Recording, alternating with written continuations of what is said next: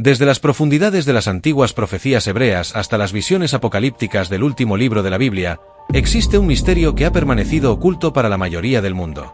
No se trata de un símbolo más ni de una alegoría entre muchas, sino de un anuncio sagrado, una advertencia celestial y una promesa de confrontación ineludible. Dos figuras emergen de las sombras del tiempo, no como héroes carismáticos, no como caudillos religiosos, sino como testigos. Dos testigos, escogidos, ungidos, sellados por Dios mismo. Ellos no vienen a agradar, no vienen a negociar, vienen a sacudir, a levantar la voz en medio del engaño global, a profetizar contra imperios, sistemas, falsos altares y corazones endurecidos.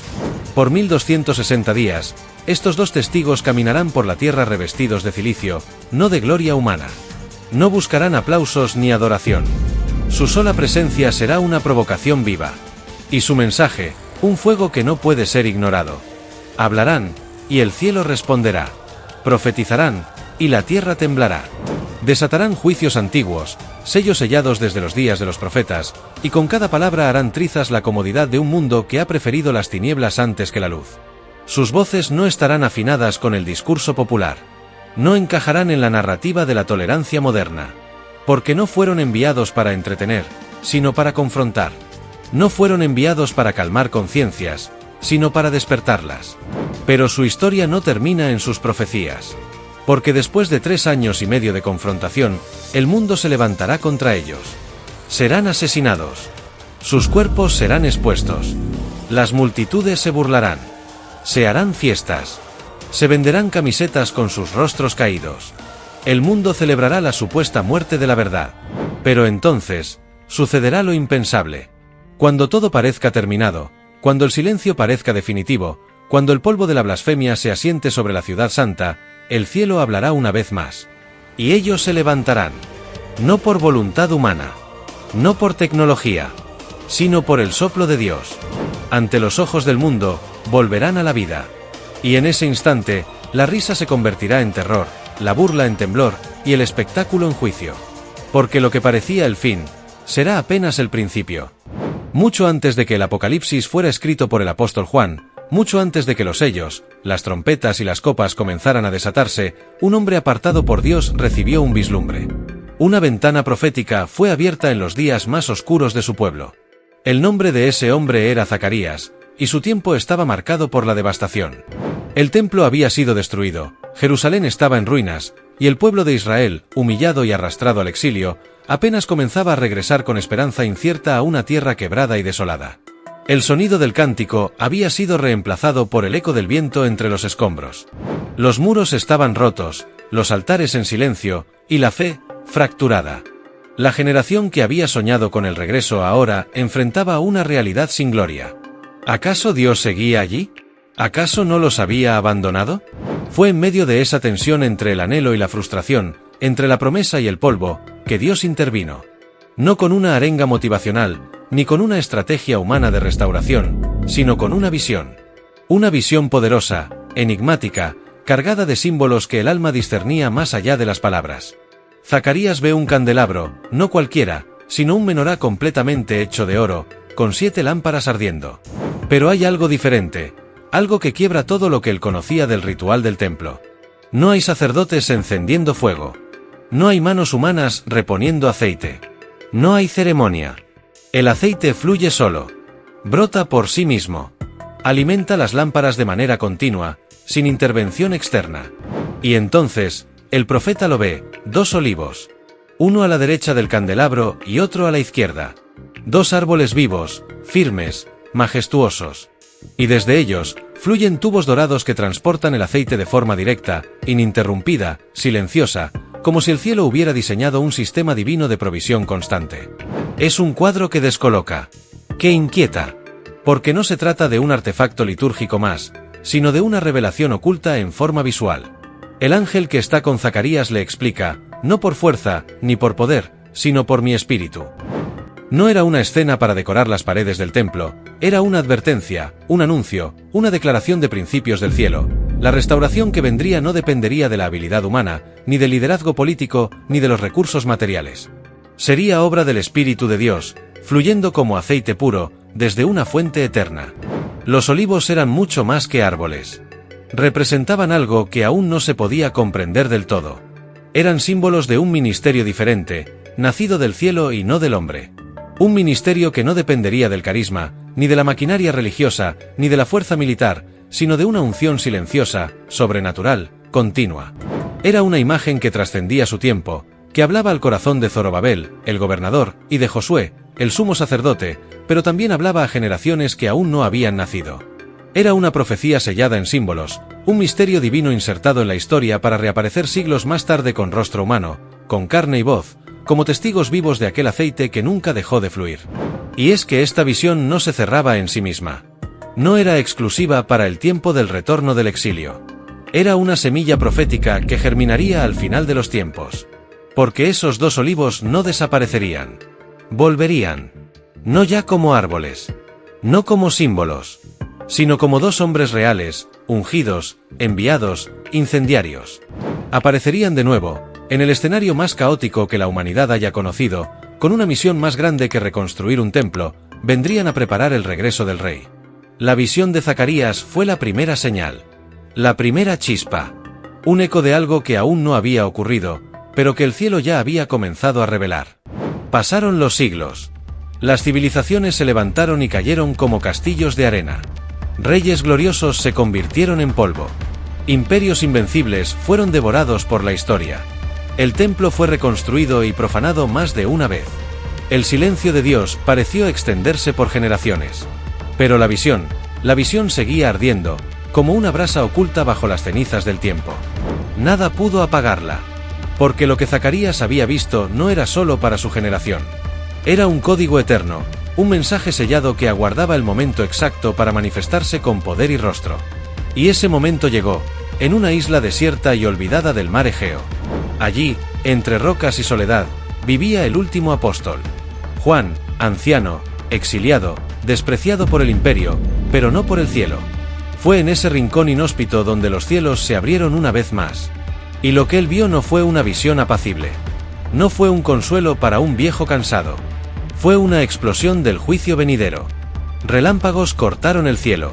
Truenos retumbaron como si el universo hablara en voz alta. Ángeles aparecieron, no con arpas, sino con trompetas, listas para desatar los eventos más temidos por la humanidad. Juan, con sus ojos cansados, fue testigo del apocalipsis. No de un fin poético, sino del colapso absoluto de todo sistema humano que se opone al reino de Dios. Y en medio del estruendo, de los terremotos y las trompetas, la visión de Zacarías resurge, pero esta vez, con carne y hueso.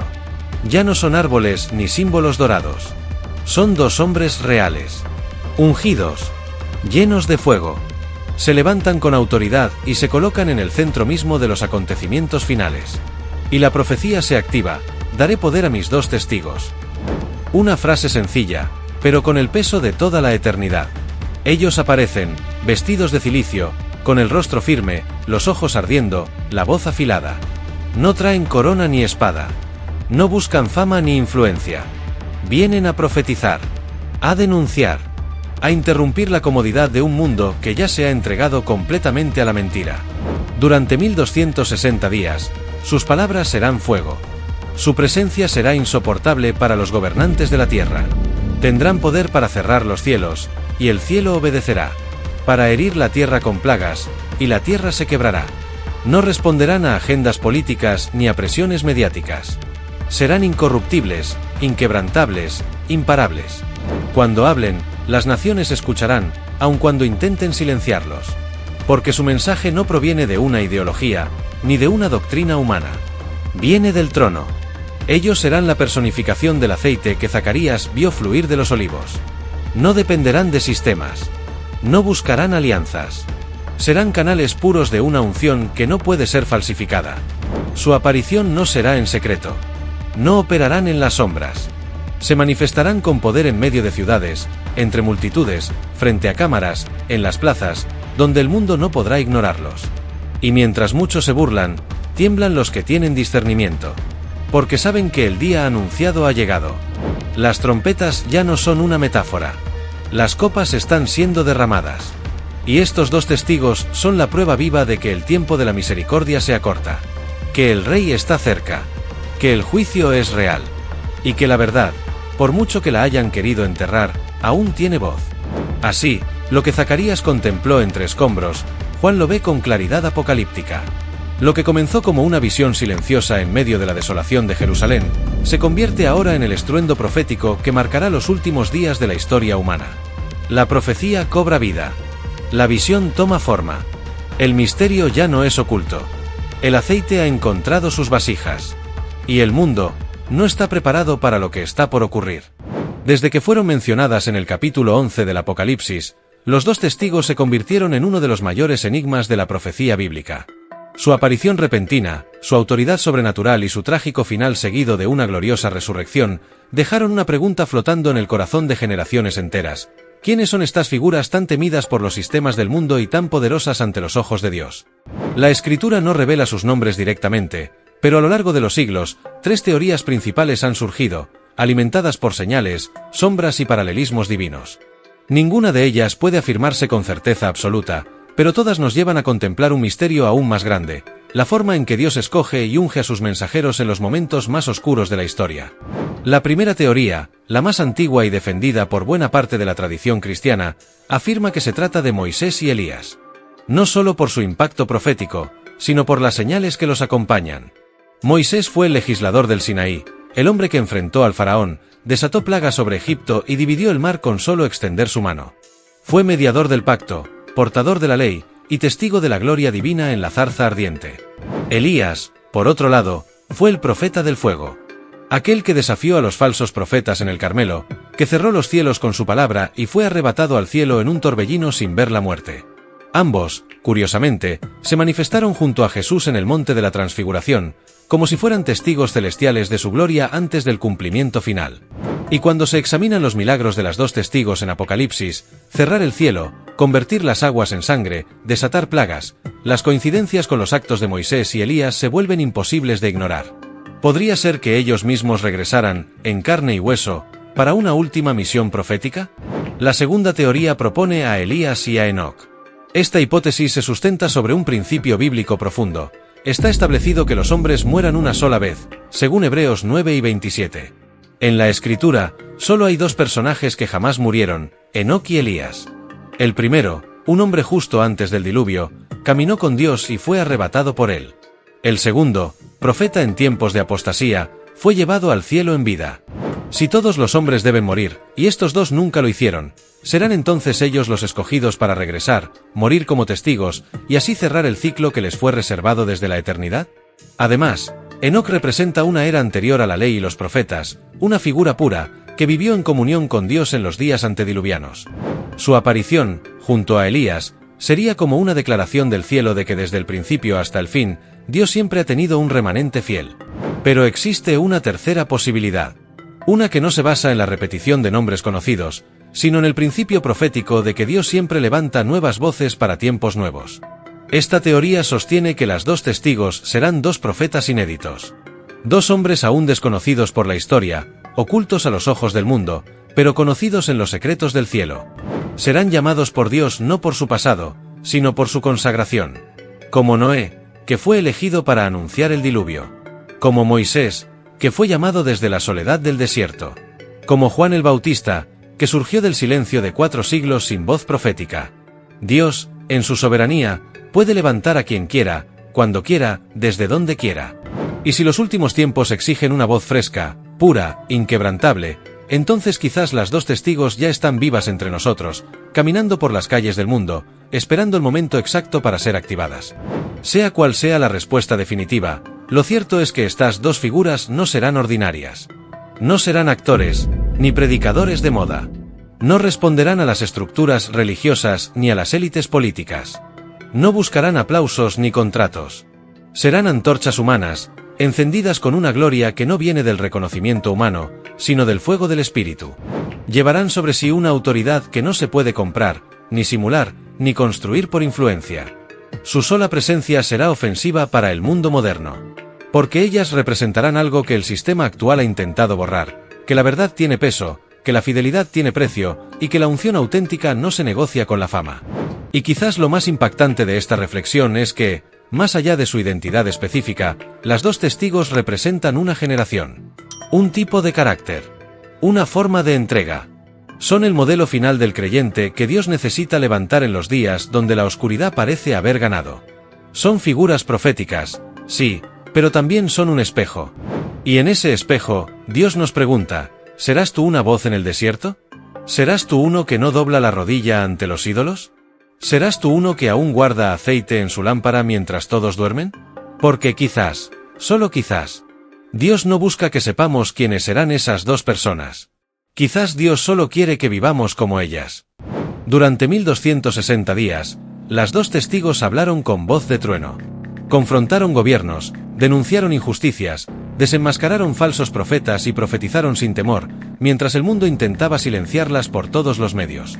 Fueron invencibles, intocables, resguardadas por una protección sobrenatural que desafiaba la lógica humana. Ni las amenazas ni los ejércitos ni los atentados pudieron detenerlas. Cada palabra que salía de sus bocas ardía como fuego, quemando mentiras cuidadosamente construidas por sistemas globales. Se convirtieron en el mayor obstáculo del plan del anticristo. En cada rincón del planeta, sus nombres eran pronunciados con odio o con temor. Nadie podía ignorarlas. Pero incluso en su llamado celestial, existía un límite de tiempo. Y cuando ese reloj profético se detuvo, comenzó la guerra. No fue una muerte silenciosa. No fue una ejecución en la sombra. Fue una declaración. Una guerra abierta, violenta, pública. La Escritura dice que la bestia que sube del abismo hará guerra contra ellas, y las vencerá y las matará. No se trató de un simple asesinato, sino de una confrontación directa entre el poder de las tinieblas y la autoridad del cielo. La bestia, figura profética del sistema global anticristiano, emergió con todo su poder, con todo su odio, con todo su engaño. No vino para debatir, vino para matar.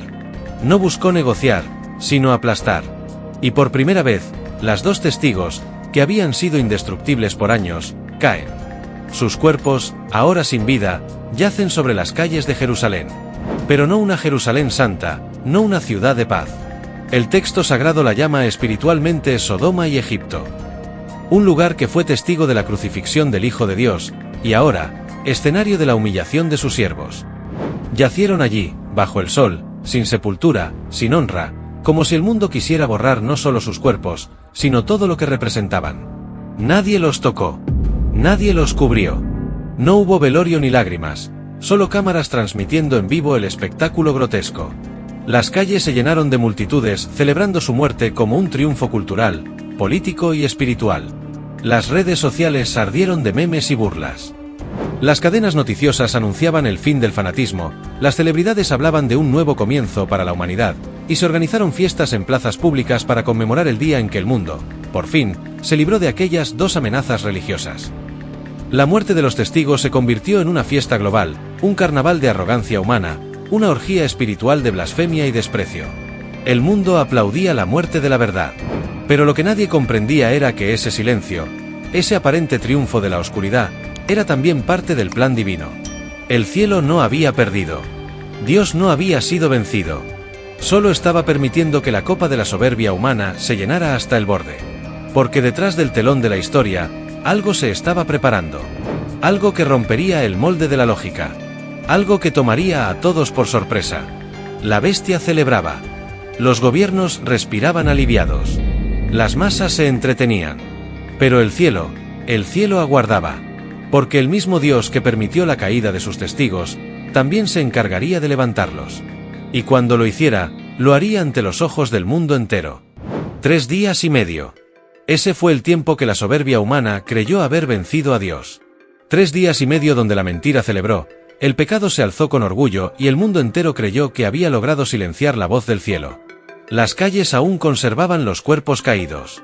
Sus ropas desgarradas, sus rostros quietos, su sangre seca bajo el sol abrasador. Alrededor, las banderas de la blasfemia seguían ondeando. Las cámaras seguían grabando. Los comentaristas debatían sin cesar.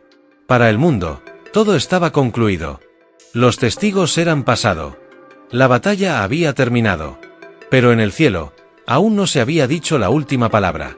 Y entonces, sin advertencia, sin señal previa, sucedió. No vino con ruido, ni con espectáculo. Vino con un soplo eterno.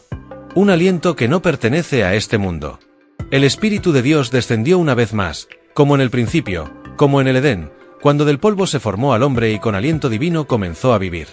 Ahora, sobre aquellos cuerpos muertos, sobre esos vasos quebrados que yacían como trofeos de burla, el mismo soplo volvió a fluir. Y lo imposible ocurrió. Primero fue apenas perceptible. Un temblor en los dedos. Un movimiento leve en el pecho. Luego, los ojos se abren. No con debilidad, sino con gloria. Se incorporan. No como quien sale de un sueño, sino como quien despierta con misión renovada. Y ante millones de personas conectadas en todo el planeta, las dos testigos se levantan, vivas, gloriosas, invictas. El terror se apodera de la humanidad. Lo que era motivo de risa, ahora se convierte en horror. Las transmisiones se cortan. Los drones caen. Las bocas quedan mudas. Nadie puede negar lo que acaba de ocurrir. Ningún argumento puede justificarlo. Las burlas cesan. Los líderes tiemblan.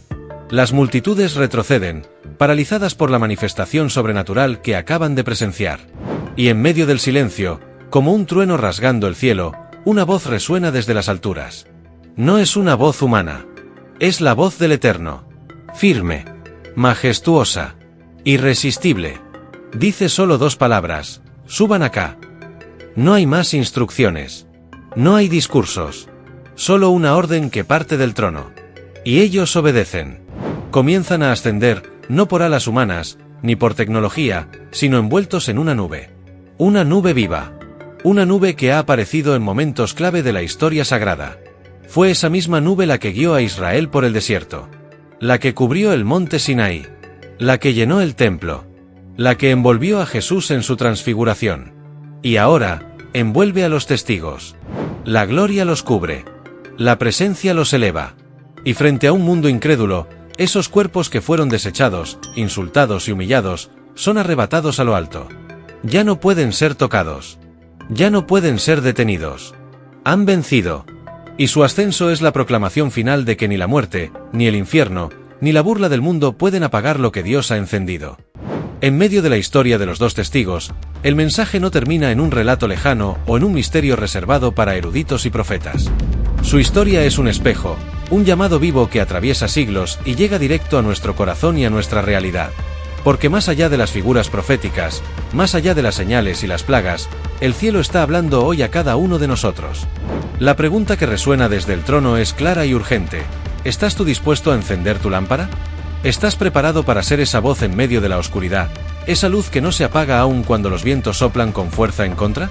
Este no es un llamado cómodo ni fácil, es un llamado que demanda valentía, fidelidad y un compromiso total con la verdad. Ser como las dos testigos no significa buscar protagonismo o aplausos humanos. Significa caminar con una unción genuina que no depende de circunstancias, ni de recursos ni de la aprobación del mundo. Es un llamado a permanecer firmes cuando todo a nuestro alrededor se desmorona, a hablar con coraje cuando la mayoría guarda silencio, a vivir con integridad cuando la tentación de negociar con la verdad parece la salida más sencilla. La lámpara encendida es símbolo de esa fe viva, esa conexión constante con el Espíritu que nos da fuerza y dirección, aun en los momentos más difíciles. Porque el mundo puede cambiar, las modas pueden pasar, pero la verdad de Dios permanece para siempre. Y aunque la historia profética habla de un tiempo de juicio y confrontación, también nos recuerda que en cada generación Dios siempre levanta un remanente, un grupo de fieles que no se venden, no se corrompen ni se callan. Personas que entienden que vivir para Dios es vivir en lucha, pero también en victoria. Esta generación es aquella que sabe que el precio de la fidelidad es alto, pero que la recompensa es eterna. Que el llamado no es para unos pocos, sino para todos los que se atreven a decir: aquí estoy, Señor, envíame. Así, las dos testigos no son solo personajes de un libro antiguo, sino un símbolo eterno de aquello que Dios espera levantar en cada uno de nosotros: valentía, constancia, luz en medio de la oscuridad y una voz que nunca se apaga.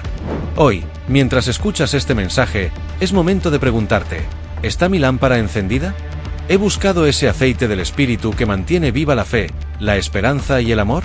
¿He permanecido firme cuando las circunstancias han querido apagar mi testimonio? Dios no nos llama a ser multitud ni a complacer al mundo, sino a ser fieles, a ser luz, a ser testigos. Porque en el último día, no importará cuántos seguidores tuvimos, sino cuántos permanecieron fieles, cuántos dijeron sí a la voz del cielo y no a la voz del mundo. Y quizás, Justo ahora, Dios te está llamando a ser parte de esa historia, a ser una de esas lámparas que brilla cuando todo parece perdido, a ser una de esas voces que desafía la oscuridad. La pregunta es, ¿responderás al llamado?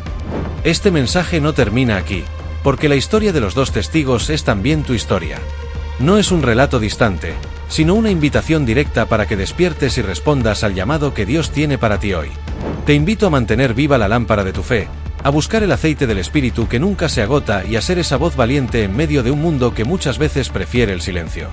No permitas que las distracciones ni el temor apaguen lo que Dios ha puesto en tu corazón. Esta es la hora de la fidelidad, del compromiso y de la entrega total.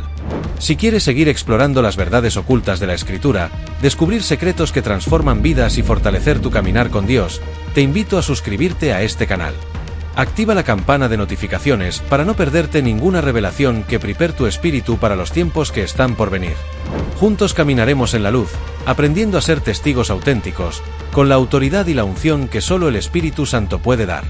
No estás solo en este viaje, y la comunidad que aquí construimos es un refugio para quienes buscan la verdad con sinceridad y valentía. Recuerda, la historia de las dos testigos no es solo sobre ellas, sino sobre cada uno de nosotros. Dios sigue llamando a aquellos que escuchan su voz, que no se conforman y que desean ser parte de la obra que Él está realizando en esta generación. ¿Responderás tú a ese llamado? La decisión está en tus manos, y el tiempo es ahora. Que la paz y la gracia de Dios te acompañen siempre, y nos vemos en la próxima revelación.